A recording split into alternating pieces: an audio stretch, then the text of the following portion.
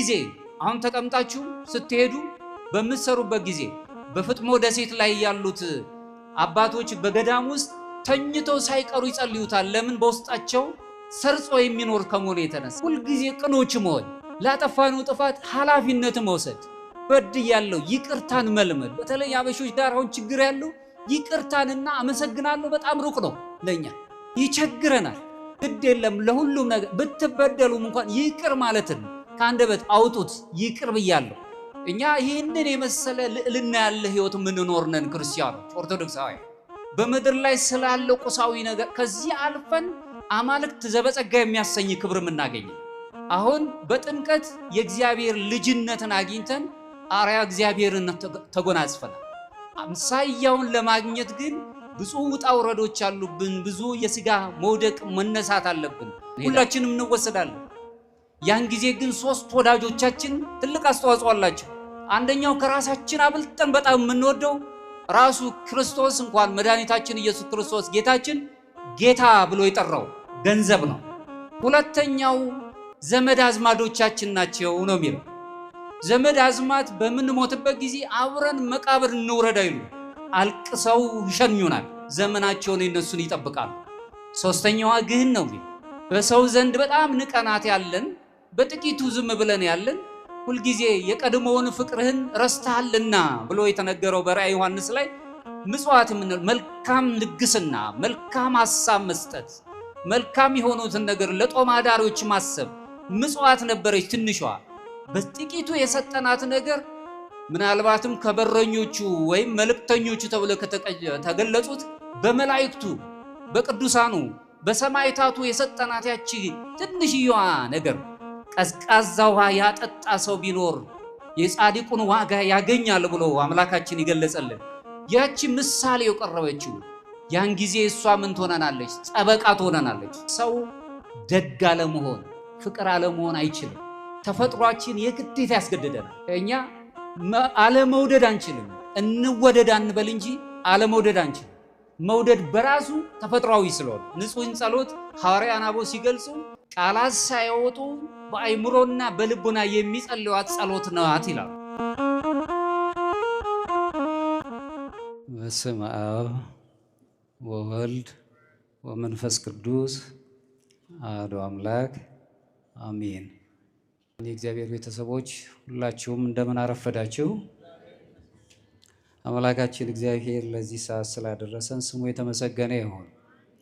እንግዲህ ወቅቱን እንደምታዩት እናንተ ደግሞ የዚሁ የስብከተ ወንጌል ዋና ኃላፊ ሊቀ ጉባኤ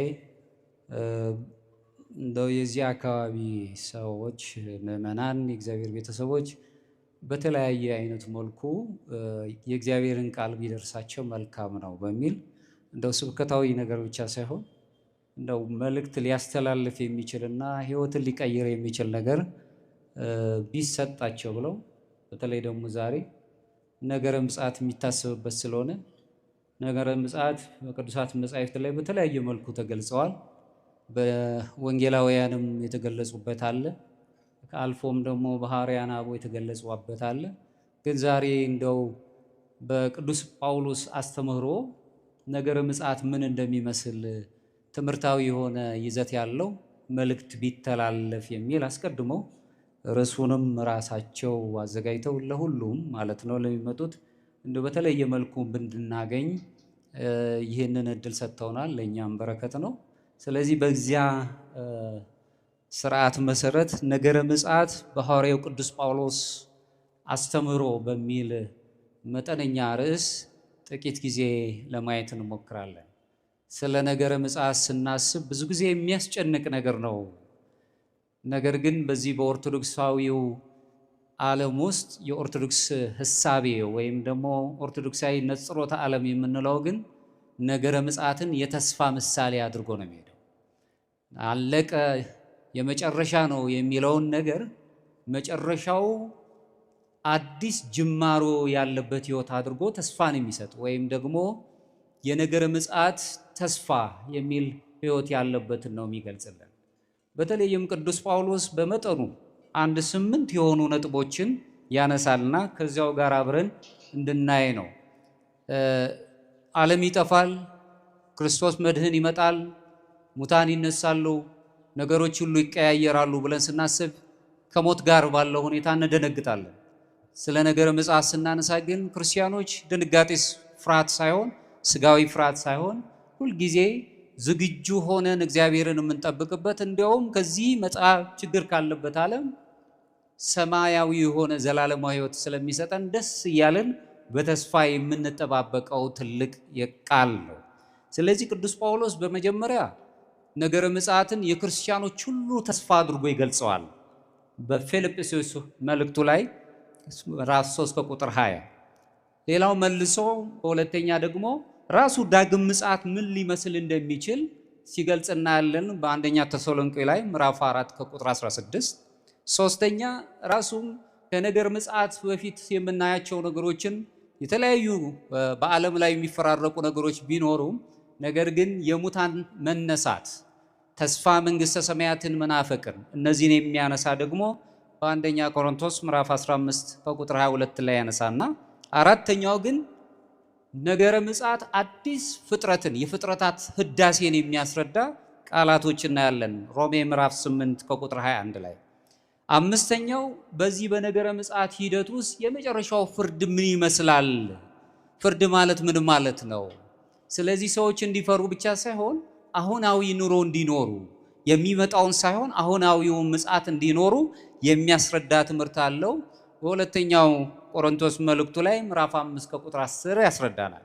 ስድስተኛው ደግሞ ነገረ ምጽአትን ስናስብ ሁልጊዜ በነፍስ የነቃን እንድንሆን ተዘጋጅተን እንድንኖር የሚያስረዳ የለው አንደኛ ተሰሎንቄ ምዕራፍ 5 ከቁጥር 6 ላይ ይሄንን የሚነግረንና ሰባተኛው ግን ነገረ ምጽአት ምን ጊዜ ብቻውን የሚገለጽ ሳይሆን ሱታፊ አምላክ የምናገኝበት ከእግዚአብሔር ጋር በህብረት የምንኖርበት አዲስ ፍጥረታት ሆነን ወደ አዲሱ ዓለም የምንሄድበትን መሆኑን የሚገልጽልን ወደ ቆላሲስ ሰዎች በጻፈው ምዕራፍ 3 ከቁጥር 4 ላይ ይገልጽና ስምንተኛው ግን በምን መጠባበቅ እንዳለብንና ዝግጅታችን ምን መምሰል እንዳለበት በአንደኛ ቆሮንቶስ ምዕራፍ 15 ከቁጥር 58 ላይ ይገልጽልናል።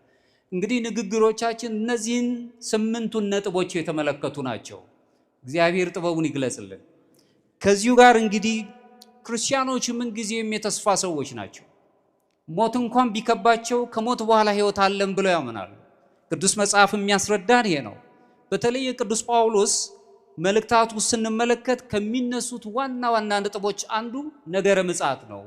በነገረ ምጽአት ውስጥ በሰፊው የሚገለጹ ተስፋዎችን እናያለን። ክርስቲያኖች በነገረ ምጽአት ውስጥ ወይም ትምህርተ ምጽአት ብለን የምንገልጸው የስጋ ፍርሃት ወይም የከንቱ ግብታዊ የሆኑ ነገሮች የሚናኙበት ወይም ደግሞ ሁልጊዜ የሚያስጨንቁ ነገሮችን ብቻ ህዝብ በህዝብ ላይ መንግስት በመንግስት ላይ ይነሳል፣ ቀኖቹ ሁሉ ይከፋሉ፣ በዛ ዘመን ፍቅር ትቀዘቅዛለች፣ እነዚህ ሁሉ ያስጨንቁናል።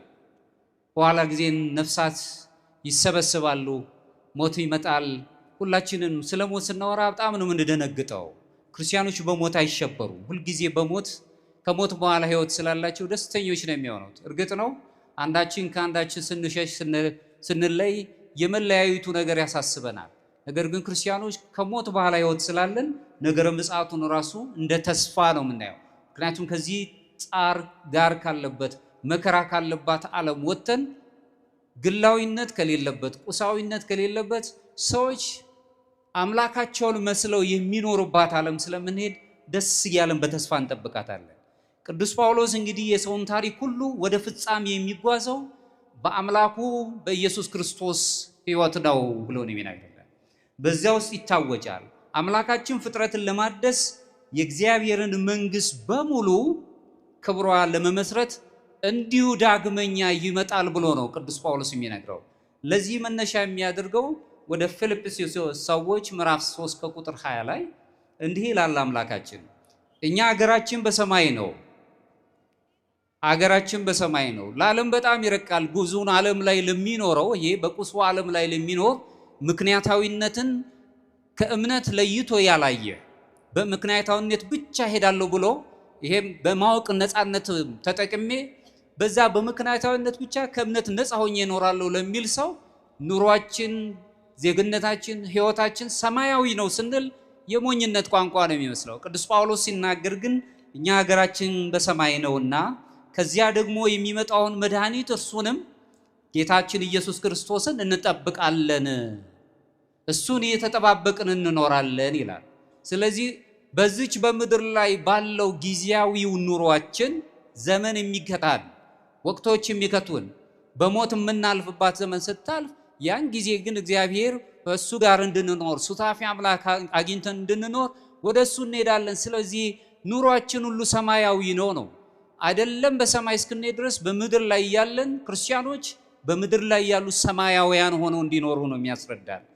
በዚሁ ላይ እንግዲህ ስለ ቅዱስ ጳውሎስ መልእክታት በዚሁ ስንረዳ የምናየው ነገረ ምጽአት ክርስቲያኖች የጌታን ዳግም መምጻት እየተጠባበቁ በእምነት በመንፈሳዊ ንቃትና በቅድስናና በንጽህና እንዲኖሩ አስቀድሞ መልእክት ያስተላልፍላቸዋል። ነገረ ምጽአቱን ስናስብ ምንጊዜም አሁን የያዝነው ማዕከላዊ ጾም ላይ ነው ያለነው። ሁልጊዜ ክርስቶስ የዘመናት ሁሉ ማለፍ የምድር የዓለማት ሁሉ መጠቅለል እና ዘመናት ሁሉ አልፈው ያንን የምንፈልቀውን ያንተን መንግስት የምናገኘው መቼ ነው ብለው የጠየቁት ሐዋርያትን ስንመለከት ዘመኑ ለእኛ ሽሽግ ነው የሆነብን። ምክንያቱም የሰው ልጅ እንዲያውቁ አልሆነም፣ እንድንጨነቅ አይደለም፣ ሁልጊዜ እየጠበቅን በዝግጅት እንድንኖር። አለበለዚያ ግን እንደ ኖህ ሰዎች ዘመናችንን ለክተን መጨረሻዋ ሰዓት ላይ በጾም በጸሎት በመልካም ተግባር እንገለጻለን የሚል ዝንጋኤ መንፈስ ውስጥ እንዳንገባ ቀኖቹ ለማንም የተገለጸ አይደሉም። ስለዚህ ይህንን ከአብ በቀር ማንም አያውቅም ብለው ማቴዎስ ወንጌል ምዕራፍ 26 ላይ የሚገልጽልን። ይህንን ካልን የዓለም ፍጻሜን በአሁናዊ ሂደት ውስጥ መኖር መልመድ አለብን።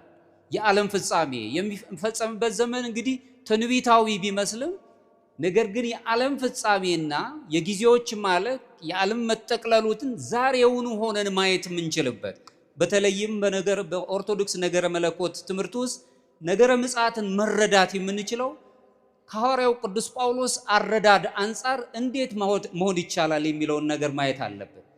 ቅዱስ ጳውሎስ ያስቀመጠውን የኛ ኦርቶዶክሳውያን የነገረ መለኮት ትምህርት ይህንን ነገረ ምጽአት ተብሎ የሚገለጸውን ሂደት ግንዛቤን ለመረዳት ጥልቅ የሆነ መነሻ ሐሳቦችን ቅዱስ ጳውሎስ ያነሳል። ቅዱስ ጳውሎስ መጪውን ወይም ወደፊት የሚመጣውን ዘመናት እንዲሆናሉ የሚለውን መጪውን ዓለም የእግዚአብሔር መንግስት አሁኑኑ እንደሆነች አድርጎ ነው የሚያሳየን። ተምሳሌታዊ በሆነ መልኩ አሁኑኑ የሰው ልጅ ምጽአቱ ሞቱ ነው አሁኑኑ እንደሆነ አድርጎ ነው የሚያስረዳል።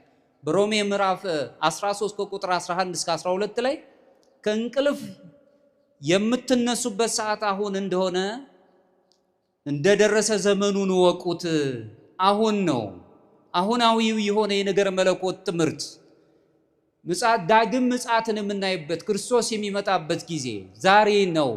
ስለዚህ ዛሬ አድርጋችሁ ይሁት።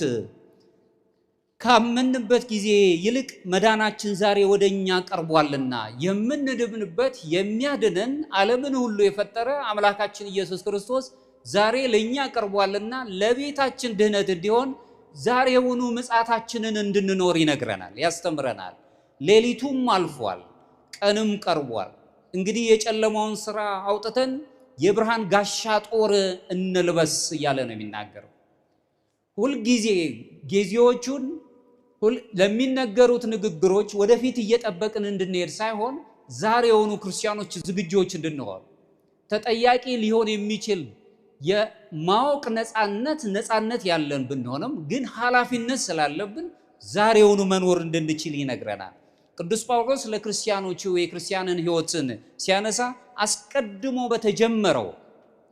የተጀመረው አለ መልካሙ ነገር፣ ለሰው ልጆች መልካም ነገር፣ ራሳቸው ሰዎች መልካም ሆነው ነው የተፈጠሩት።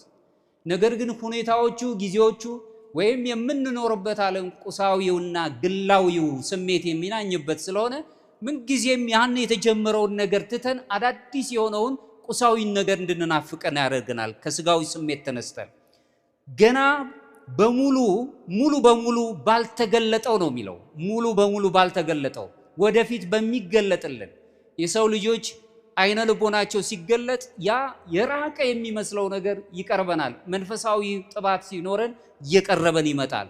እውነታው በእነዚህ በሁለቱ መካከል የሚጓን ነው። ይህም ማለት አስቀድሞ በተጀመረው በራሳችን ሕይወት ውስጥ ገና ሙሉ በሙሉ ባልተገለጠው ስለ ነገረ ምጽአት በምናስበው በእነዚህ ሁለት ነገሮች መካከል ነው ክርስቲያኖች እየሄድን ያለ ነው።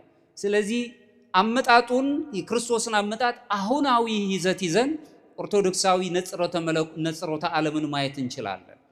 በክርስትና ውስጥ ስንመለከት ራሱ ክርስቶስ ትንሣኤውንና የክርስቶስ ትንሣኤና በመንፈስ ቅዱስ ጸጋ ስጦታ ውስጥ አማካኝነት የመጨረሻውን ቀን እንጠባበቃለን። ሰዎችንን እንዘነጋለን። ነገር ግን የመንፈስ ቅዱስ ስጦታ ራሱ ደግሞ ያን እንድናስብ ያደርገናል። እያንዳንዱ ተፈጥሮዎችን ሁሉ የሚነግረን ፍጥረታት ጠቅላላ የሚያሳስቡን የእግዚአብሔር መኖሩን ህልውናውን ይነግሩናል። የነገሮች ሁሉ መመጠኖችን ያስረዱናል። ስለዚህ ክርስቲያኖች የዘመን ፍጻሜን ዝም ብለን እንድንጠብቅ ብቻ አይደለም ይነግረን። ቁጭ ብለን ዘመን ያልፋል ብለን እንድንቆዝም አይደለም። የዘመን ፍጻሜው ዳግም ምጽአት ዛሬ አሁናዊው ኑሯችን አሁን የምንኖረው ኑሮ በዚህ ኑሯችን ውስጥ መልካም የሰሩት በቀኙ ይቆማሉ እንደተባለው ክፉ ያደረጉት በግራ ይቆማሉ እንደተባለው ይሄንን እያሰበን ዝግጅት እንዲኖረን ነው ቅዱስ ጳውሎስ የሚያስነግረን። አሁናዊ በሆነ ሁኔታ የኦርቶዶክስ ነገረ መለኮት በተለይ እንደሚያስረዳን ሁኔታ የነገረ መለኮቱን ይዘት ቅዱስ ጳውሎስ ካነሳቸው ነጥቦች አንዱ ከሚያነሳው ስርዓተ አምልኮ ሕይወት ውስጥ ራሱ የምንኖረው ኑሮ ሰማያዊውን የሆነውን ሚስጥራት ተካፋዮች እንድንኖር ያደርገናል። ተመልከቱ፣ በስርዓተ አምልኮ መካከል አንዱ የምናነሳው ቅዳሴን ነው። ስርዓተ ቅዳሴው በስርዓተ ቅዳሴ ውስጥ ሕዋሳት በሙሉ ይሳተፋሉ። በአፍንጫችን ዕጣኑን እናሸታለን። በዓይናችን የካህናትን ቅዳሴ ዑደቱን እንመለከታለን። በአንደበታችን ደግሞ ስጋውና ደሙን እንቀበልበታለን። በእጃችን እንዳስሳለን። በሰውነታችን እንበረክ። ሁሉም ማንኛውም ሕዋሳት ጠቅላላ የሚባሉት በሙሉ ይሳተፋሉ። አንዳችንም ለ3 ሰዓት ቆመን ድካም ሳይሰማን ተሳታፊዎች እንሆናለን። ስርዓተ አምልኮ ውስጥ እንድንኖር የሚያደርግ በዚህ ውስጥ ምንድነው በምሳሌ ገለጸልንን ሱታፌ አማልክት ዘበጸጋ የሚያሰኝንን ሕይወት እንድናገኝ ይረዳናል። በስርዓተ አምልኮ ውስጥ ክርስቲያኖች በዕብራውያን ምዕራፍ 12 ቅዱስ ጳውሎስ እንደገለጸው ከቁጥር 22 እስከ 24 ላይ የገለጸው ሰማያዊ እውነታን በምስክርነት ያስረዳናል። ይሄውም ሲል ወደ ጽዮን ተራራና ወደ ሕይወትም እግዚአብሔር ከተማ ደርሳችኋል፣ ወደ ሰማያዊቱም ኢየሩሳሌም ወጥታችኋል እያለ ይነግረናል። ሰማያዊቷ ኢየሩሳሌም የምንናፍቃት በኋላ ዘመን የምንወርሳት ደጋግ አባቶች የወረሷት እናቶች የወረሷት በዛች ውስጥ ትገለጻለች። ስለዚህ ወደ ጽዮን ተራራ ወጥታችኋል እያለ ምጽአታችን ዛሬ ነው። ነገረ ምጽአት የምንማርበት የምንኖረው አሁናዊ መሆኑን በስርዓተ አምልኮ ውስጥ ስንኖር ቅዱስ ጳውሎስ የሚገልጸው አሁናዊ ይዘት መሆኑን እንረዳለን። ቅዱስ ቁርባን በተለይም ዘላለማዊ ሕይወትን የምናገኝበት የመጨረሻው የመንግስተ ሰማያት መቅድም ማዕዳችን ነው። ዘላለም መላእክት ቅዱስ ቅዱስ ቅዱስ እያሉ የሚያመሰግኑት ሰማያዊው መና፣ ሰማያዊ ምግብ፣ የምስጋና ምግብ በቅዱስ ቁርባን ውስጥ ደግሞ እኛ ሰማያውያን በምድር ያለን ሰማያውያን ሆነን የምንገለጽበት ልዩ ተሳትፎን እናገኛለን። በተለይም ሱታፌ አምላክን ከሚሰጡን ቅዱስ ጳውሎስ ክርስቶስን ልበሱት ብሎ ካስተማረው ትምህርት መካከል 3ቱ ምስጢራተ ቤተክርስቲያን መካከል ጥምቀታችን፣ በቅባ ሜሮን መታተማችን፣ ስጋውንና ደሙን ተቀብለን የዘላለም ሕይወትን የምናገኝበት ሕይወት ክርስቶስን ልበሱት ሱታፌ አምላክ አግኙበት ብሎ ከሚነግረን ነጥቦች ውስጥ አንዱ እናያለን።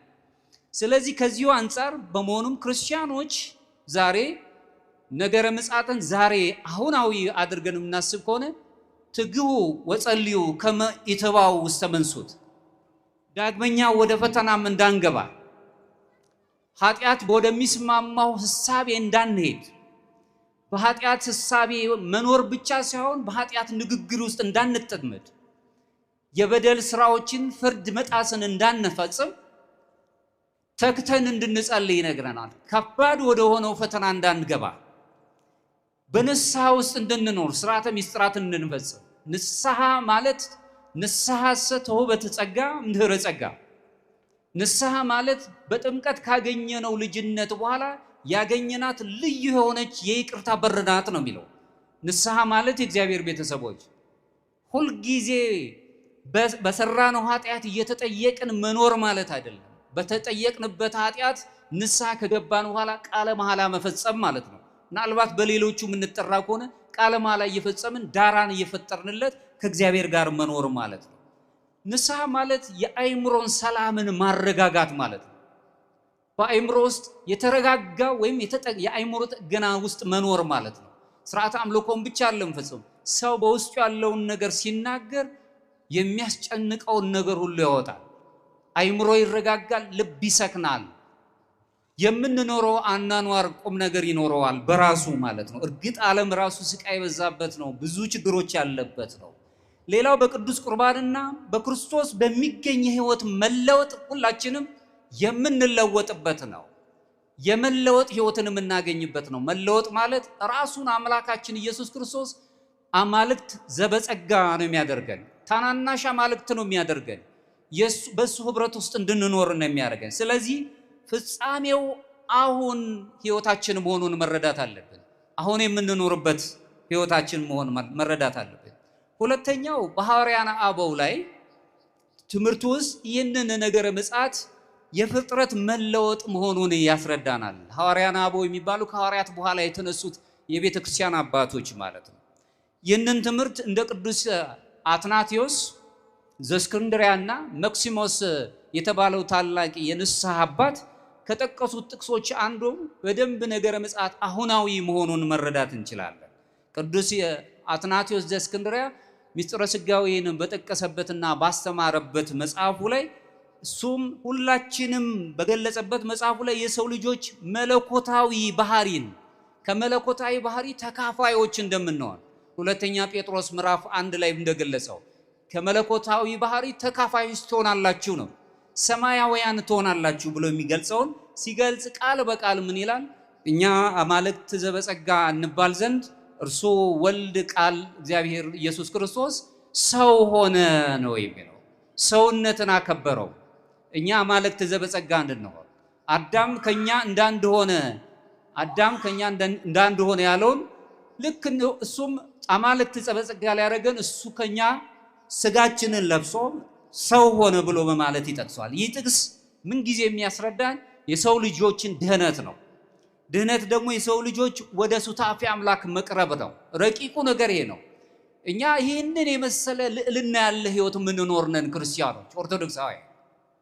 በምድር ላይ ስላለው ቁሳዊ ነገር ከዚህ አልፈን አማልክት ዘበጸጋ የሚያሰኝ ክብር የምናገኝ።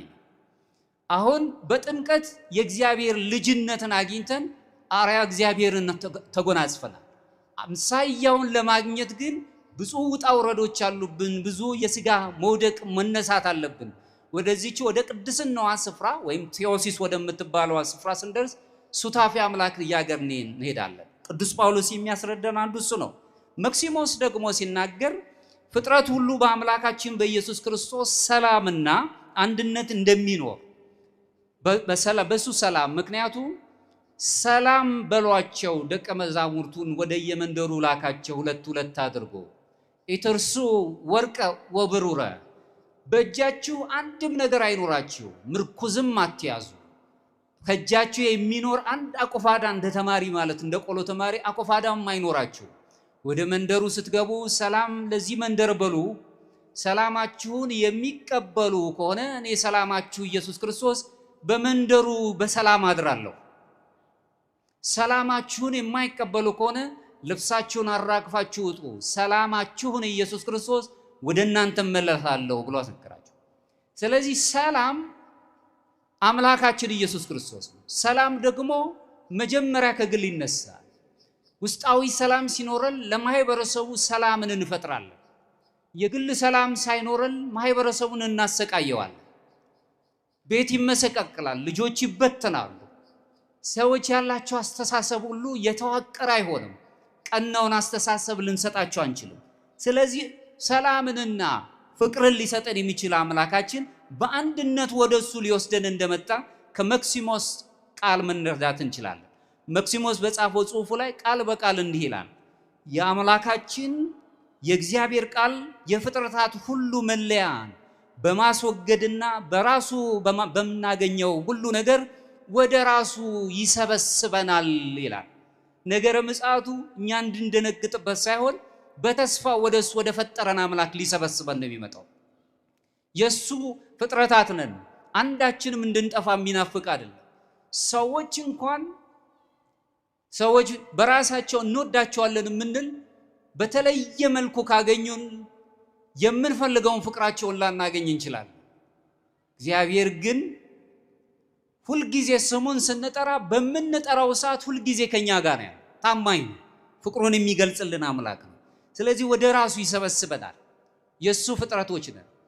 ማንም ሰው እንዲጠፋ የሚፈልግ አምላክ አይደለም ያለን። ስለዚህ ነገረ ምጽአት ከጭንቀት ከስጋዊ ፍርሃት የበለጠ ተስፋው ነው የሚታየን።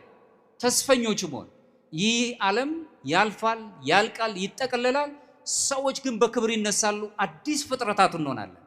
ከክርስቶስ ጋር በአዲስ ህብረት በአዲስ አንድነት ሱታፊ አግኝተን ከቅዱሳኑ ከመላእክቱ ከደጋጎቹ ከሰማዕታት ጋር በክብር እያመሰገን እንኖራለን።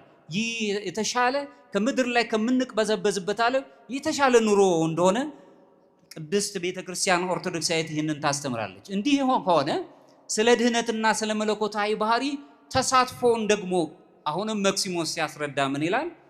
የሰው ልጅ ባህሪ ሳይጠፋ በእግዚአብሔር ጸጋ አማካኝነት ሁሉም ሱታፊ አምላክነትን ይቀበላል ይለናል። ሁላችንም ሰዎች ፊትን አይተው ያደላሉ፣ እግዚአብሔር ግን ለሁላችንም ይሰጠናል። ይህን ለማግኘት ግን በመልካምነት መገለጽ አለብን ማለት ነው። የእግዚአብሔር ቤተሰቦች ከአንደበታችን ጀምሮ ከመልካም ሐሳባችን ጀምሮ ሰዎች መልካም ናቸው ብሎ ማሰብ መልመድ። ምንም ይሁን ሰዎች ደጋግ ፍጥረታት ናቸው ብሎ ማሰብን መልመድ አለብን።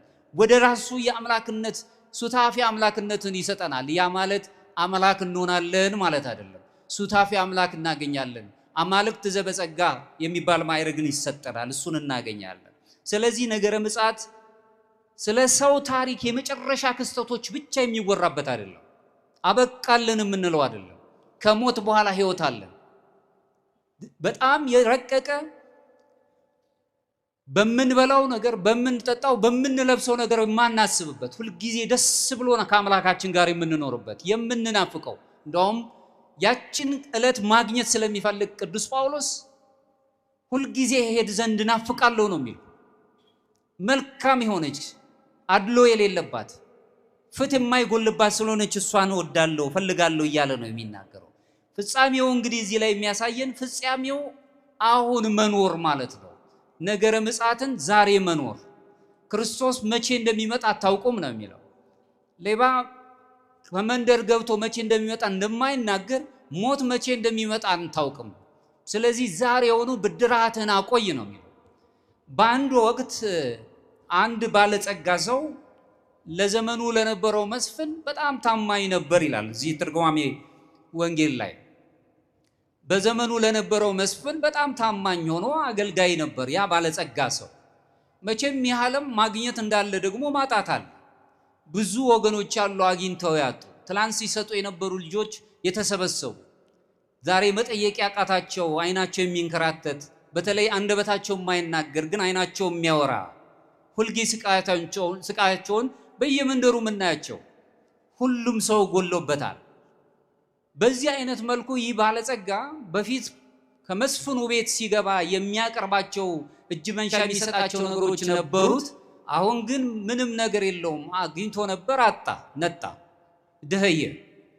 በዚህ ወቅት ይህን ዘመኑ ካለፈ በኋላ ንጉሱ መዝገብ እያገላበጠ ዘመናት የተቆጠረውን ነገር ሲያይ ያ የሚወደው ባለጸጋ ሎሌው አገልጋዩ ለብዙ ዘመናት ወደሱ እጅ መንሻ ይዞ አልመጣም፣ ሊጠይቀውም አልመጣም። ምንድነው ብሎ በረኞች ላከ ይላል። መልእክተኞች ወደዚህ ሰው መልእክተኞቹ ሄደው ንጉስ ይጠራሃል አሉት። ይህ ሰው ግን ቤቱ ምንም ነገር አልነበረውም። እንኳን ለንጉሱ የሚሰጠው ነገር ሊኖር ይቅርና ለልጆቹ የሚያቀምሰው ቁራሽ አልነበረው። አሁን የንጉስ ቃለው አልሄድም ብል የሚከተለውን ነገር ስለሚያስብ ሲያወጣ ሲያወርድ በባለጸግነት ዘመኑ የሚያቃቸው 3 ወዳጆች ነበሩት። ከኔ ጋር ናቸው። የሁላችን ወዳጆች 3 ወዳጆች አሉ። የሁላችን ወዳጅ እነዚህ 3 ወዳጆች አንደኛውን ከመጠን በላይ አድርጎ የሚወደው ነው ከራሱ በላይ፣ ሁለተኛውን እንደራሱ አድርጎ የሚወደው ነው፣ ሶስተኛውን ግን መወደድ ስላለበት ብቻ የሚወደው ነው። እንደ ነገሩ የሚወደው ማለት ነው። ሲያወጣ ሲያወርድ ምናልባት እነዚህ ወዳጆቼ በዘመኔ እንደው በነበረኝ ዘመን አብረን ኖረናል። ብዙ ነገሮችን እኔም ስሰጥ እነሱም ሲለግሱኝ ኖሬያለሁ። እስቲ ዛሬ ችግሬን ብነግራቸው ብሎ በመጀመሪያ ወደሚጠይቀው ሰው ሲያስብ ሲያወጣ ወዴት የሚሄዱ ይመስላችኋል? እኛ ወዴት ነው የምንሄደው? አብዛኛውን ነገር ወዳረግንለት ወይ ደግሞ አበልጠን ወደምንወደው ነው የምናስበው። መጀመሪያ ታላላቅ ነገር ስላደረኩለት ይሄ ሰው ቀድሞ ይደርስልኛል፣ ችግሬን ይሰማል፣ ገበናዬን ይሸፍናል ብሎ ተነስቶ ሄደ። ሲሄድ አየው። ምን ሆነሃል? ከስተሃል፣ ጠቁረሃል፣ ችግር ምንድነው አለው። አጣው ነጣው፣ አግኝቼ ነበር አጥቻለሁ፣ ዘመን ተለውጦብኛል። አሁን ወዳጄ ሆይ ንጉሥ ጠርቶኛልና ገበናዬን ሸፍንልኝ አለው። ዓለም ገበናት አትሸፍንም። የሰዎችን ጭንቀት መስማት አትፈልግም። ምን እንዳደርግልህ ነው አለው። ንጉሥ ጠርቶኛልና አንዳች ነገር ይዤ የሚሄደውን ነገር እባክህን ካለ ስጠኝ አለው። ወዳጄ ሆይ ላንተ ዘመን እንደተቀየረብህ ለኔም ዘመን ተቀይሮብኛል። ልክ እንዳንተው አጥቻለሁ፣ ነጥቻለሁ፣ ምንም ነገር የለኝም። ነገር ግን እቺ አንዲት እራፊ ያለችኝና እሷን ጨርቅ ለብሰህ ሂድ ብሎ ሰጠው። ብዙ ከጠበቅንበት ጥቂት አናገኝም ወገኖቼ። አሁን ብዙ ከሚፈልግበት ከሚጠብቀው ጥቂት እንዳላገኘ ሲያቅ እያመነታ እያወጣ እያወረደ ሳለ ሄጄ እንደው ድምፄን አሰምቼ ልምጣ ብሎ እንደ አቻ አድርጎ ወደሚወደው ሄደ። ሲሄድ ሌላም ሰጥህ ነገር የለኝም ብሎ ያንን የነበረውን ዘመን ያገኙበትን ዘመን እያሰቡ እየተለቃቀሱ ሌላ በእጄ የምሰጥ ነገር የለኝም እንዳንተው ደህይቻለሁ፣ ጦማዳሪ ሆኛለሁ ብሎ ወዳጁን በእንባ ሸኘው ይላል። ጥቂቷ የናቅናት ያ የተናቀችዋ ደግሞ ከሩቅ አይቶ አወቀው ይላል። ጎስቁሏል። ያ የድሮ ወዳጅ አይደለም? ምን ሆኖ ነው አሁን እንዲህ ሆነው ብሎ ምን ላድርግልህ አለው። ንጉሥ ጠርቶኛል፣ ገበናዬን ሸፍንልኝ አለው። አያሳስብህ፣ የንጉሱ በረኞች መልእክተኞች ወዳጆቼ ናቸው። እኔም ከንጉሱ ፊት አቀርባለሁ፣ የምትፈልገውን መባ ከዚህ ውሰድ፣ እጅ መንሻም ለንጉሱ አቅርብ ብሎ የሚፈልገውን ሰጥቶ ለበረኞቹ ለመልእክተኞቹ ነግሮ ንጉሱ ዘንድ እንዲደርስ አደረገው ይላል። ከኔ ጋር ናቸው። ምሳሌያዊ ህይወትን ነው ቅዱስ መጽሐፍ እዛ ላይ የሚገልጽልን። ሶስቱ ባለጸጋ የተባለው ይሄ ደቂቀ አዳም ነው። ሁላችንም አዳማዊ ህይወት የምንኖር ሁላችን በአንድ ወቅት ነገረ ምጽአት ይነገርልናል። በሞት እንነጠቃለን። ንጉሥ የተባለው ባለጸጋው ተብሎ ሀብት የተሰጠው አዳማዊ ህይወት ያለው ንጉሱ አምላካችን እግዚአብሔር ነው። ዘመን ሲያልቅ ጊዜ ሲቆጠር የተሰፈረልን ጊዜ ተቆጥሮ ሲያልቅ በመልአከ ሞት እንጠራለን። በመልእክተኛው ባለጸጋ እንደተጠራ ሁላችንም እንወሰዳለን። ያን ጊዜ ግን 3 ወዳጆቻችን ትልቅ አስተዋጽኦ አላቸው። አንደኛው ከራሳችን አብልጠን በጣም የምንወደው ራሱ ክርስቶስ እንኳን መድኃኒታችን ኢየሱስ ክርስቶስ ጌታችን ጌታ ብሎ የጠራው ገንዘብ ነው። ከኔ ጋር ናችሁ። ለሁለት ጌዞች አትገዙም ያለ በዚች ምድር ላይ አሁን ሰዎችን የሚያሰቃየው ወዳጅነታቸውን የሚያጠፋው በህይወት እንዳንገለጽ ሰዋዊ ስሜታችንን የገደለብን እኔ ብቻ በልቼ እኔ ብቻ ኖሬ እኔ ብቻ አግጬ ልኖር ሌላው የበታች ይሁን ብለን የኛን ማግኘት በታች ባሉ ሰዎች የምንለካበት ገንዘብ በሞታችን ጊዜ ለዛ ባለጸጋ ገበናውን የሚሸፍንበት ጨርቅ እንደሰጠው መግነዝ ብቻ ነው ከገንዘባችን ይዘን የምንሄደው። ከኔ ጋር ናችሁ። ሁለተኛው ዘመድ አዝማዶቻችን ናቸው ነው የሚለው። ዘመድ አዝማት በምንሞትበት ጊዜ አብረን መቃብር እንውረድ አይሉ፣ አልቅሰው ይሸኙናል። ዘመናቸውን እነሱን ይጠብቃሉ። ሶስተኛዋ ግህን ነው የሚለው። በሰው ዘንድ በጣም ንቀናት ያለን፣ በጥቂቱ ዝም ብለን ያለን፣ ሁልጊዜ የቀድሞውን ፍቅርህን ረስተሃልና ብሎ የተነገረው በራእይ ዮሐንስ ላይ ምጽዋት የምንለው መልካም ልግስና፣ መልካም ሐሳብ መስጠት፣ መልካም የሆኑትን ነገር ለጦም አዳሪዎች ማሰብ ምጽዋት ነበረች ትንሿ። በጥቂቱ የሰጠናት ነገር ምናልባትም ከበረኞቹ ወይም መልእክተኞቹ ተብለው ከተገለጹት በመላእክቱ በቅዱሳኑ በሰማዕታቱ የሰጠናት ያቺ ትንሽዋ ነገር ቀዝቃዛ ውሃ ያጠጣ ሰው ቢኖር የጻድቁን ዋጋ ያገኛል ብሎ አምላካችን ይገለጸልን። ያቺ ምሳሌ የቀረበችው ያን ጊዜ እሷ ምን ትሆነናለች? ጠበቃ ትሆነናለች። ይህንን እናምናለን የአምላካችን ቃል ስለሆነ። ስለዚህ ወዳጆቻችንን በነገረ ምጽአት ውስጥ ፈልገን ማግኘት አለብን ማለት ነው። ክርስቲያኖች ማንን ነው ያለን? በነገር ብዛት፣ በገንዘብ ብዛት ሞት አይቀርም፣ ምጽአት አይቀርም። ወይም ደግሞ ዘመድ አዝማድ ስላለን በዘመዶች ብዛት ብቻ ባለን ነገሮች ወይም ኃይል ባለው ነገሮች ሁሉ የምንመካ ሰዎች ነገ መፍሰሱ አይቀርም። በኋላ ግን እግዚአብሔር ፊት የምታቆም ደግ ነገር ናት። ሰዎች ከኪስ አውጥተው የሚሰጡት ብቻ አይደለም ምጽዋት፣ መልካም ሕሳቤም ነው። አሁን መልካም ሕሳቤ ከዓለማችን ከምንወዳት ሀገር በጣም እየራቀ ነው ያለው። ያንን ሕሳቤ እንዲመልስልን ነገረ ምጽአት አሁናዊ የሆነ ፍጻሜን መረዳት አለብን። ቅዱስ ጳውሎስ የሚነግረን ይሄ ነው። አሁናዊ የሆነው ነገረ ምጽአትን መኖር ማለት በአምላካችን በኢየሱስ ክርስቶስ አስቀድሞ የተመሰረተውን የመንግስተ ሰማያት እውነታን እንደገና መመለስ ማለት ነው። መመለስ እንችላለን። የተሰጠንን ጸጋችንን ጠብቀን ራሱ አምላካችን ኢየሱስ ክርስቶስ የመሰረታት በእጃችን ነው ያለው ሁሉም ነገር ድነታችን። አቀርብ ለከ እሳተ ወማየ ደይድየከ ኀበ ዘፈቀድከም፣ እሳትና ውሃን አቅርቤልሃለሁ ወደ ወደድከው እጅን ሰንዝር ነው የሚለን መጽሐፍ የሚያስረዳል። ሁለተኛው የክርስቶስ ዳግም ምጽአትን ስንመለከት ነገረ መለኮት በሰፊው ነው የሚያስረዳል። ከኛው ጋር እንድናያይዘው ቅዱስ ጳውሎስ ነገረ ምጽአት ውስጥ ከሚያነሳቸው ዋና ዋና የሚሆኑ ማዕከላዊ ነጥቦች አንዱ ነገረ ምጽአት ነው። የምጽአትን የዓለም መጨረሻን ነገሮች የምናስብበት ክንዋኔ ትምህርት ማለት ነው። ይህም በብዛት የነገረ መለኮት ምሁራን በደንብ የሚያስቀምጡት ሆኖ እናገኛለን። ቅዱስ ጳውሎስ ግን በአንደኛ ተሰሎንቄ ምዕራፍ 4 ከቁጥር 16 ላይ ቅድም ካነሷቸው ከ8ቱ ነጥቦች አንዱ ጌታ ራሱ በትእዛዝ በመላእክት አለቃ ድምፅ በእግዚአብሔር መለከት ከሰማይ ይወርዳልና እኛን ሁላችን ሊወስደን በመላእክቱ መለከት ይወርዳልና ስለዚህ ዝግጁዎች ሆናችሁ ኑሩ ይለናል። ክርስቲያን ምን ጊዜም ዝግጁ ነው መሆን ያለበት። በሞት ስለምንወሰድ ብቻ አይደለም፣ ሕይወት እንደምናገኝ ስለምናውቅ ሁልጊዜ ዝግጁዎች ሆነን መኖርን ይህ ጥቅስ የሚያስረዳን የክርስቶስ ዳግም ወደኛ መምጣት የሚያሳይ ሲሆን ምጽአቱም ክብርን የተሞላና ፍጥረት ሁሉ ቀናኢቷን የሆነችው ነው ዘላለማዊቷን የእግዚአብሔርን መንግስት የሚወርሷት ትክክለኛ የሆነው ኩነታዊ ድርጊት ያለበት እንዲሁ ስብከት ብቻ ሳይሆን ኩነታዊ የሆነ የሚሆን በእርግጠኝነት የሚሆን ቃል መሆኑን በዚህ እንረዳለን።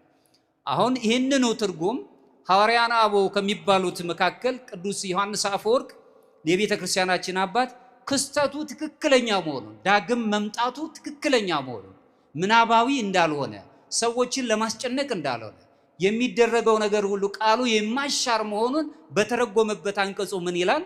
ይህንን የተሰሎንቄው መልእክት በገለጸበት ቅዱስ ዮሐንስ አፈወርቅ ሲናገር የክርስቶስ ምጽአት በሚስጥር ወይም ሳይታወቅ የሚደረግ ብቻ አይደለም፣ ለእኛ ረቂቅ ይሁንብን እንጂ አሁናዊ ነው፣ ኩነታዊ ነው። ይልቁንም ለፍጥረታት ሁሉ በግልጽ የሚታይ ሆኖ ይመጣል ነው የሚለው። ግልጽ ሆኖ ይመጣል። ከአብ በቀር ለማንም አይታወቅም። የቀኒቷን ነው የሚነግረን። ቀናችን የት ጋር እንደሆነች እሱን ነው የሚነግረን እንጂ ግልጽ ሆኖ እንደሚመጣ ይነግረናል። ስለዚህ የቅዱስ ጳውሎስ በዚህ የነገረ ምጽአት ትምህርት ውስጥ ይህ ክስተት ታሪካዊ ጉዞ ብቻ ሳይሆን በታሪካዊ ጉዞ ብቻ ትርጉም የሌለች ነገር ሳይሆን ትርጉም ያለሽ ሆኖ ክስተቱ ወደ ክርስቶስ ክብር የመጨረሻ ሱታፊ አምላክ አግኝተን የምንኖርበት ተስፋ ያለበት ነው። ክርስቲያኖች እንዲጨነቁ ሳይሆን ከዚህ ከሞት በኋላ ሕይወት አለን ብለን ተስፋችንን ሰንቀን እንድንሄድ እንድንጨነቅ እንድንሸበር አይደለም ማለት ነው። ሌላው ነገረ ምጽአት ውስጥ ከሚነሳው አንዱ የሙታን መነሳት ነው። ትንሣኤ ሙታን የምንለው ሐዋርያው ቅዱስ ጳውሎስ ነገረ ምጽአት ውስጥ ከሚነሱት አንዱ የሙታን መነሳትን ነው። ሙታን ይነሳሉ። ዛሬ በምድር ላይ ያሉት ሁሉ እና በመቃብር ውስጥ ያሉት ሁሉ ይነሳሉ። መለከትን በሰሙ ጊዜ ያን የእግዚአብሔር ቃል ይፈጸም ዘንድ ለክብር ይነሳሉ እንደየስራችን። አንደኛ ቆሮንቶስ ምዕራፍ 15 ከቁጥር 22 ላይ ቅዱስ ጳውሎስ ሲናገር ምን ይላል? ሁሉም በአዳም እንደሚሞቱ ሁሉ እንዲሁ ደግሞ በክርስቶስ ደግሞ ሕያዋን ይሆናሉና ይላል። በዚህ ተስፋ እንጽናናለን። በአዳም አባታችንን ሞት ቢመጣብንም በዳግማዊው አዳም አምላካችን ኢየሱስ ክርስቶስ ሕያዋን ስለምንሆን ምጽአታችንን ደስ ብሎን እንቀበለዋለን። ሁልጊዜ እንኖረዋለን። በቃል ብቻ ሳይሆን በተግባር እንኖረዋለን። ያ ማለት ኦርቶዶክሳዊ መንፈሳዊነትን እየፈጸምን እንኖራለን። በመጀመሪያ ሰዓት ላይ ንጽሐ ስጋችንን ፍትወታትን ሁሉ አራግፈን እንጥላለን፣ የስጋ ፈቃዳትን። ሁለተኛው ማይረግ ንጽሐ ነፍስ ላይ ስንደርስ ደግሞ ስለ እውነት እንጨነቃለን። እውነት ምንድን ነው?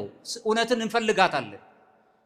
ከዚህ በኋላ ማዕከላዊ ስፍራ ስንደርስ ስለ ቅድስና ስለሆነችው ቅድስት ስለምትባለው ወይም ደግሞ ንጽሕት ጸሎት እንጨነቃለን። ንጹሕን ጸሎት ሐዋርያት አበው ሲገልጹ ቃላት ሳይወጡ በአይምሮና በልቦና የሚጸልዩት ጸሎት ናት ይላሉ። ወይም ደግሞ አጭር ጸሎት እንለምዳለን። ኪሪየ ለይሶ እግዚኦ መሐረነ ክርስቶስ። ሁልጊዜ አሁን ተቀምጣችሁ ስትሄዱ በምትሰሩበት ጊዜ በፍጥሞ ደሴት ላይ ያሉት አባቶች በገዳም ውስጥ ተኝተው ሳይቀሩ ይጸልዩታል። ለምን? በውስጣቸው ሰርጾ የሚኖር ከመሆኑ የተነሳ በዚህ ውስጥ እንድንኖር ያደርገናል። ሕይወትን እናገኝበታለን። ሁልጊዜም በቤተ ክርስቲያናችን ውስጥ ቅዱስ ጳውሎስ ሲናገር ምን ይላል? የክርስቶስ ትንሣኤ ለጠቅላላው የሙታን ትንሣኤ በኩራት ወይም ቀዳሚ ሆኖ መነሳቱን ይነግረናል።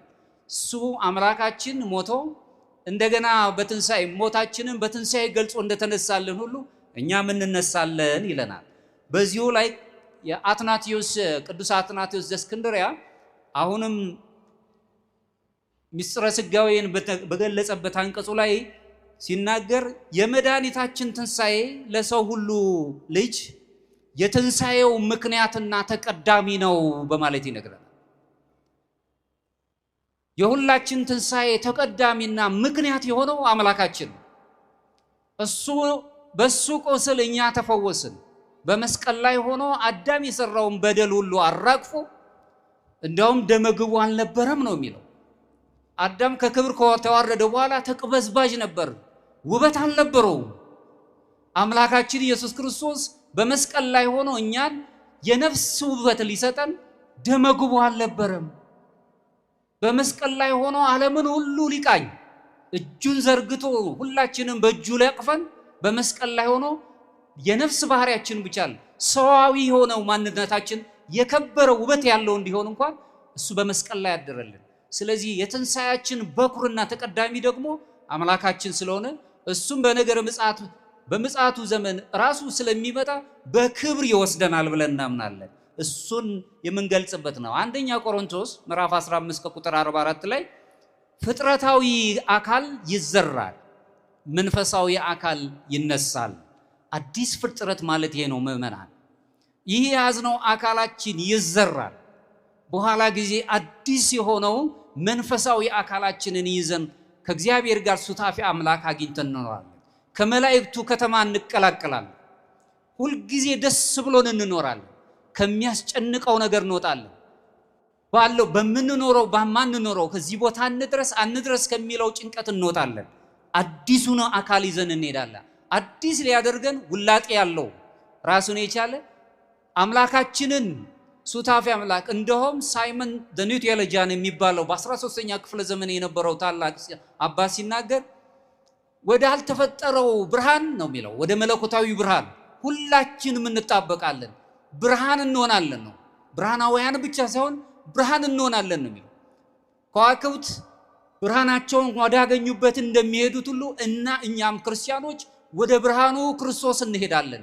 በዛ በዳግም ምጽአት ሰዓት ላይ የሱን መንግስት እንወስድ ብርሃን እንሆናለን ራሳችን ብሎ ነው የሚያስቀምጠው። ይህንን መለወጥ ውላጤ ያለበት የሰው ልጅ የመጨረሻ ግቡን ማለትም እግዚአብሔር በክብር የሚገልጽበትን ወደ ሱታፊ አምላክነት የሚያገኝበት ዘላለማዊ ክብር ማደግን እንጀምራለን። እድገታችን ሁሉ በተለያየ መልኩ ነው። ከንጽሐ ሥጋ እንጀምራለን። ፍቶታትን ሥጋ ፈቃዳትን እናራግፋለን። በኋላ ባመነው ነገር እግዚአብሔርን ወደ መፍራት እንቀርባለን። እግዚአብሔርን መፍራት ማለት ቅዱስ የሆነ ፍርሃት ማለት። የባርነት ፍርሃት ግን ዛሬ መከራ ይመጣብኛል፣ በደል አለብኝ፣ ንስሐ አልገባውም፣ ሞት የሚባል ነገር ይመጣ ብለን የምንፈራው ፍርሃት፣ በሥጋ የምንፈራው ወይም በሚያስጨንቀን ነገር ውስጥ የምንኖረው ያ የባርነት ፍርሃት ነው።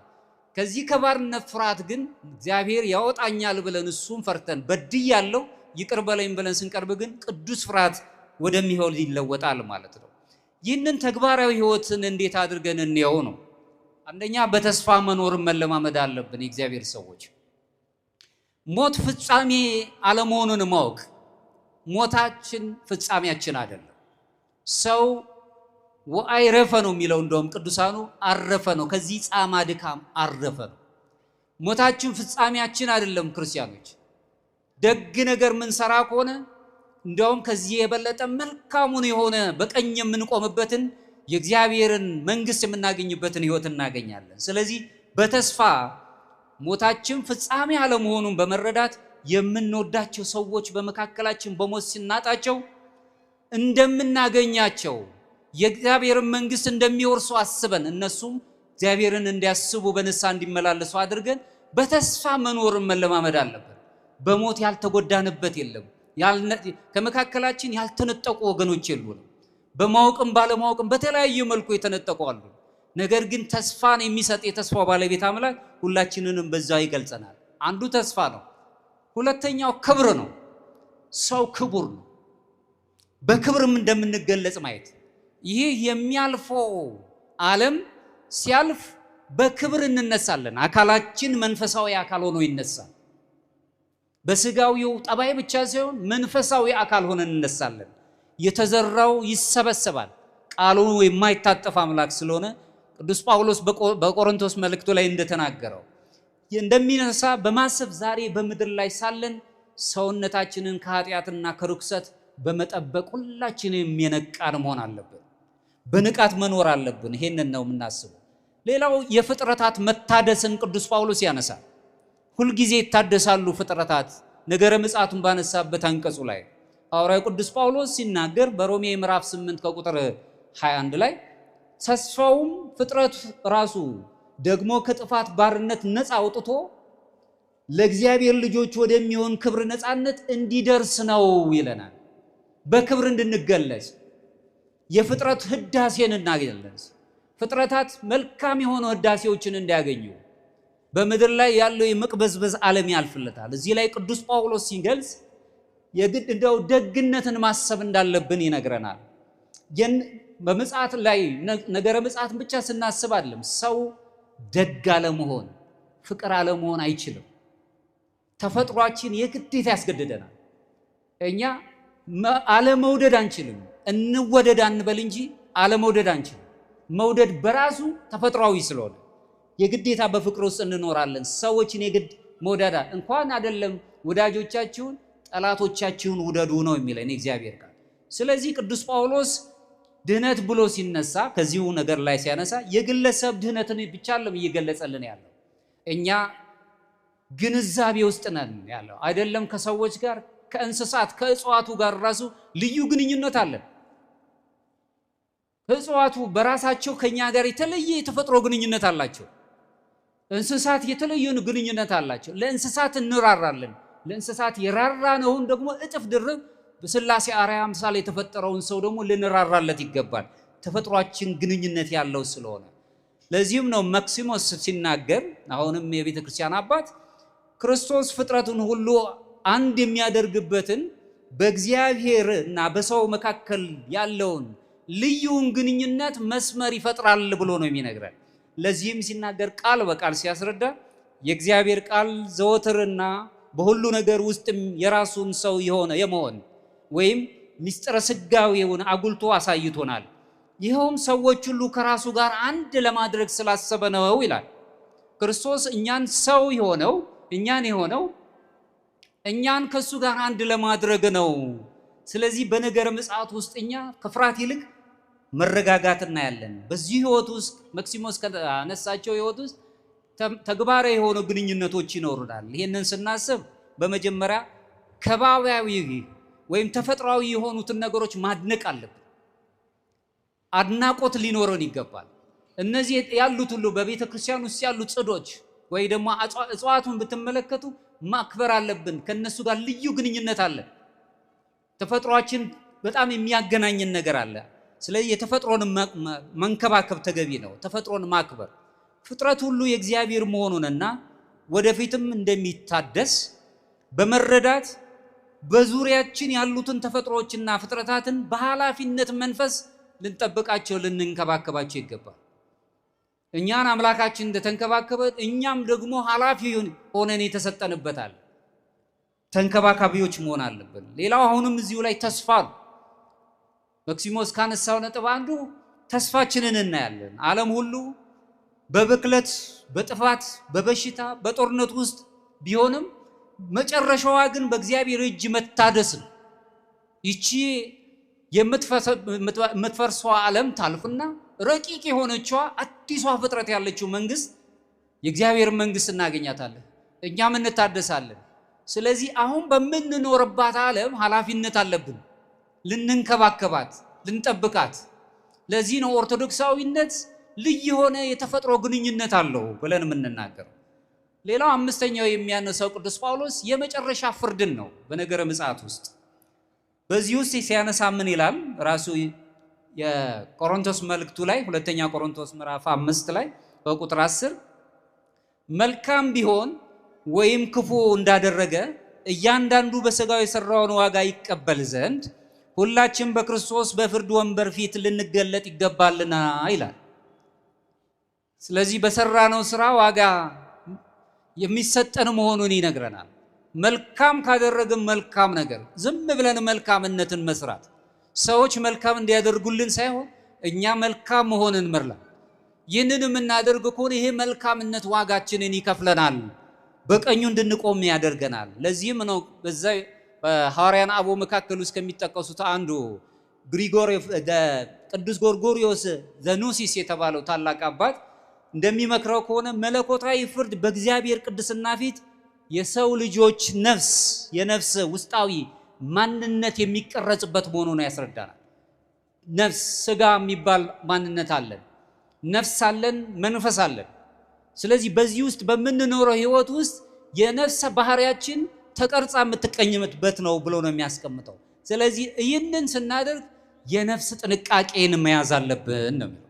ነፍሳዊ ጥንቃቄን መያዝ አለብን። በዚህ ውስጥ ቅዱስ ጎርጎርዮስ ከሚያነሳው አንዱ በጥንቃቄ ውስጥ ንስሐን መግባት፣ ፍርድ መኖሩን ማሰብ፣ ዛሬ ምን እሰራለሁ፣ የሰራሁት ምንድን ነው ብሎ መጠየቅን መለመድ። ይህንን ስንጠይቅ ራሳችንን እንድንመረምር እድል ይሰጠናል፣ በንስሐ እንድንታደስ ያደርገናል። ስለ ሰዎች ሳይሆን ስለ ሰዎች ጥፋት ሳይሆን ስለ ራሳችን ጥፋት እንድናስብ፣ ወደ ራሳችን እንድንመለከት እድል ይሰጠናል። ሌላው ቅን መሆን፣ ቅንነት ሰዎች ቅን ናቸው ብለው እንዲነግሩን ሳይሆን ዝም ብለን ተፈጥሯችንን ውሸት ተናግረንበት ከእውነት ተጣልተን የምንገባበት ቀን ሌሊቱ ስቃይ ሆኖ ነው የሚያድረን። ለምን? የማወቅ ነፃነት የምትባል የፍርድ አለ፣ የአይምሮ ዳኛ አለችን። ሁልጊዜ ያደረግከው መልካም አይደለም፣ የሰራሽው መልካም አይደለም ብሎ የሚዳኝን የህሊና ዳኛ አለ። በዛ ውስጥ የምንኖር ስለሆነ ሁልጊዜ ቅኖች መሆን በሰው ፊት ብቻ ሳይሆን ሁሉም በሚያይ ሁሉንም በሚያውቀው በእግዚአብሔር ፊት ስለምንቆም በድብቅም ሆነ በገሃዱ በግልጽ የምንሰራውን ስራ ራሱ አምላካችን ኢየሱስ ክርስቶስ የትንሣኤው ባለቤት ስለሚያይ ሁልጊዜ ቅኖች መሆን፣ ላጠፋነው ጥፋት ኃላፊነት መውሰድ፣ በድያለሁ ይቅርታን መልመድ። በተለይ አበሾች ጋር አሁን ችግር ያለው ይቅርታንና አመሰግናለሁ በጣም ሩቅ ነው ለኛ፣ ይቸግረናል። ግድ የለም ለሁሉም ነገር ብትበደሉም እንኳን ይቅር ማለትን ከአንደበት አውጡት። ይቅር ብያለሁ፣ አመሰግናለሁ። ሰዎችንም በሚገባቸው መጠን ስናመሰግን አሁን የኛም ተፈጥሯችን ራሱ ምስጋና በራሱ አንዳንድ ሰው አክብሩኝ ብሎ ሲመጣ እናያለን። አክብሮት ዝም ብሎ በመጠየቅ አይመጣም። ሰውን አክብሮ ነው መከበር የሚቻለው። ሰዎችን ዝቅ ብሎ ሲያገለግሉ ነው ዝቅ ብለው የሚያመሰግኑት ሰዎች። ዝም ብሎ ከፍ ስለተባለ ብቻ ከፍታን ማግኘት አይቻልም። ስለዚህ ራሳችንን ዝቅ አድርጎ ማየትና ቅንነት ይዘው መኖር፣ ተስፋን መውደድ። ፍርድ ማለት ፍጹም ፍትህ የሚነግስበት በመሆኑ በዚህ ዓለም ግፍ ለተበደሉት ሁሉ ታላቅ የሆነን ተስፋን የምንናገር መሆን አለበት። ብዙ በግፍ ውስጥ የሚኖሩ ወገኖች አሉ፣ በስቃይ። በተለይ ኦርቶዶክሱ እኛ ሀገር ብቻ አይደለም፣ በተለያዩ ዓለም ኦርቶዶክሳውያንን ተመልከቱ። የግፍ ህይወት ነው የሚኖሩት፣ ግፍ አለባቸው።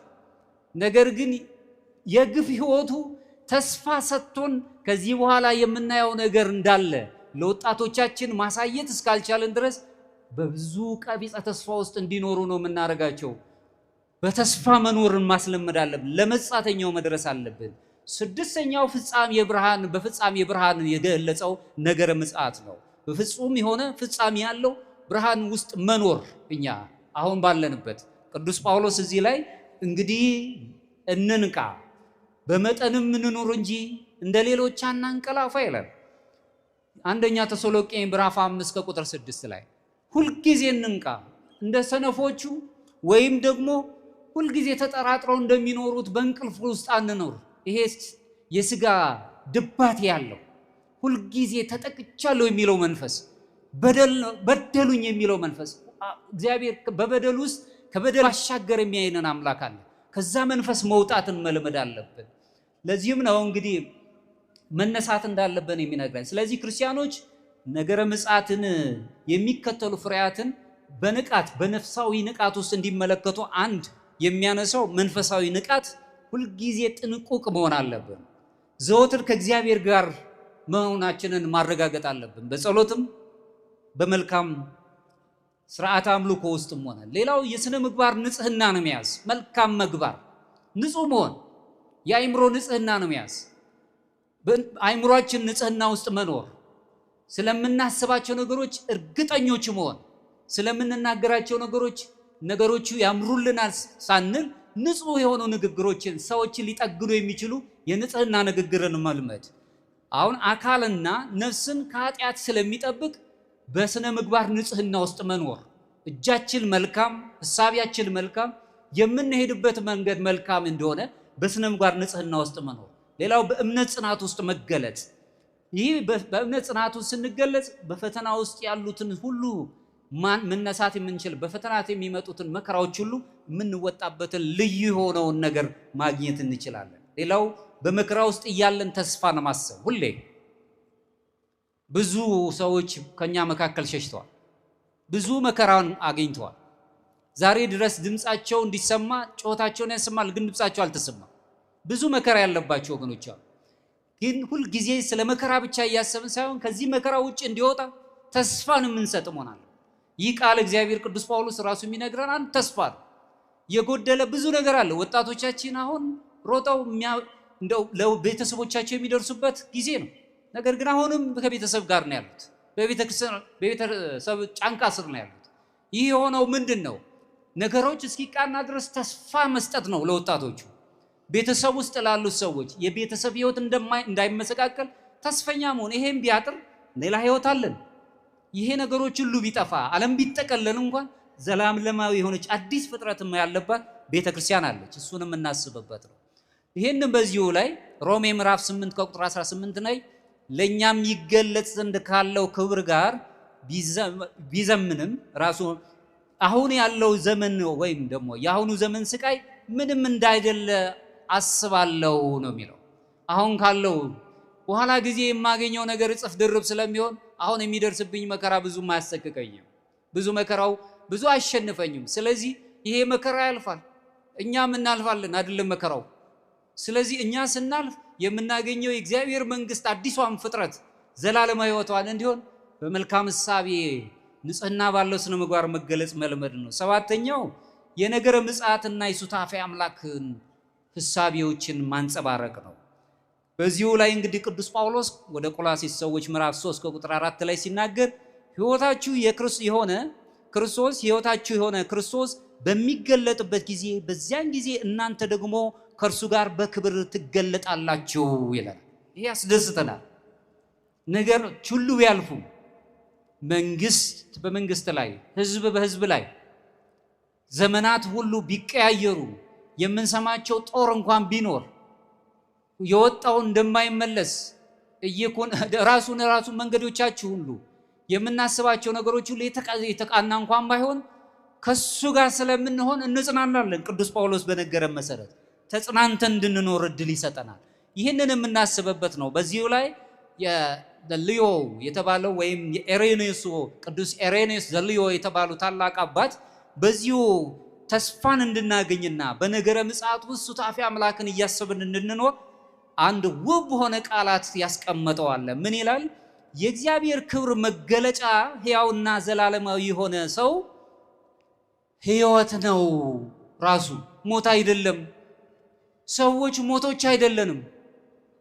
እኛ በተለይ ክርስቲያኖች ሙታን አይደለንም፣ ሕይወት ነን። እኛ ራሳችን ራሱ ሕይወት የሆነ መድኃኒት እኔን ሁኑ እኔን ምሰሉኝ እንዳለ ዛሬ በምድር ላይ ብንሰቃይም ሕይወቶች ነን። የሞት ንግግር የሚነገርልን ሞቶች አይደለንም፣ ሕይወት ነን። ክርስቲያኖች ሕይወቶች ነን። የሰው ልጅ ሕይወት ደግሞ እግዚአብሔርን ማየትን ያስችለዋል ይላል። የሰው ልጅ ሕይወቱ በራሱ እግዚአብሔርን ማየት ያስችለዋል። ሁለቱ ደቀ መዛሙርት ወደ መንገድ የኤማውሶቹ ሁለቱ ደቀ መዛሙርት በመንገድ ላይ ሲሄዱ አብሯቸው ክርስቶስ ከነሱ ጋር ይሄድ ነበር፣ ግን ማየት አልቻሉ፣ ማወቅ አልቻሉ። ለምን? ስጋዊ አይናቸው እንጂ ውስጣዊው የነፍስ አይናቸው ብርሂት አልነበረችም። ሕይወት የሚባል ነገር ሲነገርልን ኑንስ በግሪክኛው የምትባለው ወይም አይነ ልቦና ተብላ የምትገለጸው ብርሂት ትሆናለች። በዚህች ብርሂት በሆነችው አይነ ልቦና ውስጥ ስንኖር እግዚአብሔርን ማየት እንችላለን። ሙሴ እንኳን ተገልበበለነ አንተን አይቶ መቆም የሚቻል ማን አለ? ዞር በልልን እስኪለ ከብርሃኑ ብዛት ከመለኮታዊው ስልጣን የተነሳ ማየት ስላልቻለ ከፊታችን ዞር በልልን አሉ። ሕይወት የሚባል ነገር ሲኖረን እግዚአብሔርን በአይነ ልቦናችን ማየት እንጀምራለን። ክርስቲያኖች ነገረ ምጽአትን ስናስብ እኛ ሕይወት እንጂ ሞቶች አይደለንም። እሱን እንድንይዝ ነው የሚያስፈልገን። ለዚህም ነው እንግዲህ ቅዱስ ኢሬኔዎስ ይህንን የሚያስቀምጥልን። ነገረ ምጽአት ስለ ፍጥረት ታሪክ ማብቂያ ብቻ አይደለም፣ ፍጥረታት ያበቃሉ ብቻ ተብሎ የሚገለጽበታል። የሚናገረውም ሳይሆን የሰው ልጅ ከእግዚአብሔር ጋር የሚኖረውን ልዩ ሱታፌ አምላክ ግንኙነት አንጸባርቀን የምንኖርበት ነው። እንደ ማጠቃለያ ሰዓታችንንም ስለወሰድን እንደ ማጠቃለያ የምናየው በዝግጅት እንኖር ነው። ሕይወት ነን እኛ፣ ሙቶች አይደለንም፣ ሞት አይደለንም። ባጭሩ በዝግጅት እንኖር ግን ምክንያቱም ምን ጊዜም እግዚአብሔር የሚመጣበትን ቀን ማንም ሰው አያውቅም፣ ከአብ በቀር ማንም ሰው አያውቅም ነው። ስለዚህ አሁን የሚመጣበት ቀን መቼ ይሁን፣ ነገ ይሁን፣ ዛሬ ይሁን፣ ከመካከላችን ትላንት ያየናቸው ዛሬ የሉ። ትላንት እዚህ መድረክ ላይ ሲያስተምር የነበረው ወንድማችን መምህር ዘላለም አላገኘ ነው። ግልጽ ነው አይደል? ግን ከአምላኩ ጋር በቅፍ ነው። አዲስ ፍጥረት ሆኖ ከአምላኩ ጋር ነው ያለው። በዚህ እንጽናናለን። ሕይወት በዚህ ውስጥ እናየዋለን፣ እናስበዋለን። ስለዚህ ትላንት የነበሩ ወገኖቻችን ዛሬ አላገኘ፣ እኛም ደግሞ እንከተላለን። ስለዚህ ዝግጁዎች እንሁን። እግዚአብሔር ቅዱስ ጳውሎስ የሚገልጽልን ይሄንን ነው። ሐዋርያው ቅዱስ ጳውሎስ የነገረ ምጽአት ትምህርቱን ባስረዳበት አንቀጹ በአምላካችን በኢየሱስ ክርስቶስ ትንሣኤና በዳግም ምጽአቱ መካከል ባለው ጊዜ ውስጥ እንድንኖር ጥሪ ያቀርብልናል። በትንሣኤውና ክርስቶስ በሚመጣበት በዳግም ምጽአቱ ጊዜ ያለው መካከለኛው ዘመን ላይ ራሱ ምሳሌ ሆኖ ትምህርቱን ያስተላልፍናል። ስለዚህ በዚህ ቀን ውስጥ ሁላችንም ባለን ጊዜ ውስጥ ጥሪውን ተቀብለን ክርስቶስ ሞትን ድል እንደነሳ እኛ የተስፋው ልጆች ሆነን ሕይወት የሚባል ቋንቋ የተገለጸልን ስለሆነ በሕይወት መኖር አለብን። እኛ አሁንም የምንጠባበቀው ሙታን ይነሳሉ እናምናለን። መልሶም ፍጥረታት ይታደሳሉ፣ ይለወጣሉ፣ አዲስ ፍጥረታት እንሆናለን፣ እሱን እናምናለን። የክርስቶስ ክብር ይገለጣል። በመስቀል ተሰቅሎ ዳግመኛ የሚሰቀለበትን አይደለም የሚያሳየን፣ በክብር ነው የሚመጣው። በመላእክት ታጅቦ በመላእክት በመለከት ነው የሚመጣው። አዲስ ሆኖ አዲስ የሆነውን ሕይወታችንን በአዲስ ሊገልጸው ሕይወት የሚባለውን ቃል ይገልጽልን ራሱ ክርስቶስ በክብር ይገለጣል። መጨረሻም ከእግዚአብሔር ጋር የሚኖር የዘላለም አንድነታችንን ያጸናልናል። ሱታፌ አምላክ አግኝተን እንኖራል። ካሁን በኋላ ጻር ጋር ሞት የሚባል ቋንቋ አይቀጸልልንም። ስለዚህም ቅዱስ ጳውሎስ ምን ይላል? በአንደኛ ቆሮንቶስ ምዕራፍ 15 በቁጥር 58 ላይ ስለዚህ የተወደዳችሁ ወንድሞቼ ሆይ ድካማችሁ በጌታ ከንቱ እንዳይሆን አውቃችሁና የምትጸኑ የማትናወጡ የጌታን ሥራም ሁል ጊዜ የምታበዙ ሁኑ ይላል። ሰዎችን አምላካችን እንደወደደ እናንተም አምላካችሁ የወደደውን ውደዱ፣ ጠላቶቻችሁን ሁሉ ውደዱ። የእግዚአብሔርን ፍቅሩን ራሱ ለሰዎች ለዓለም ግለጹት። ላመነው ብቻ አይደለም ለማያምነውም ግለጹት። እሱን ማየት የምንችልበት ነው። ለሁሉም እንግዲህ እግዚአብሔር አምላካችን ስጋዊ ፍርሃትን ወደ እምነት የሚለውጥልን አምላካችን ከኛ ጋር እንዲሆን ትርጉም የሌለው ሕይወታችን ተቀይሮ ትርጉም እንዲኖረው ክርስቲያኖች ሕይወት የሚባል ሕይወት ያላቸው ትርጉም እንዲሆን ሁልጊዜ በትጋት የምንገለጽ በሥርዓተ አምልኮ በቤተ ክርስቲያናችን ምስጢራተ ቤተ ክርስቲያን የምንታነጽና በተለይም በስጋውና ደሙ ታንጸን እግዚአብሔርን ለብሰ ነው ለኛ ውበታችን የሆነው ሱታፌ አምላክ አግኝተን ወደ ክብሩ የምንቀርብበት ሕይወት ስለሆነ ነገረ ምጽአት ፍርሃታችን ሳይሆን ተስፋችን ነው ማለት ነው። ይህ ተስፋ የሆነን ነገረ ምጽአት ዛሬ የምንኖርበት ስለሆነ ሁልጊዜ እየተጠባበቅ ነው ሕይወታችንን እንዲያንጽልን ለቅዱሳን የተለመነ አምላካችን ለኛም እንዲለመንልን ቅዱስ ፈቃድ ይሁንልን። የቅዱስ ጳውሎስ ረድኤቱና በረከቱ በእኛ ላይ አምላካችን ያሳድርብን። ይቆያል።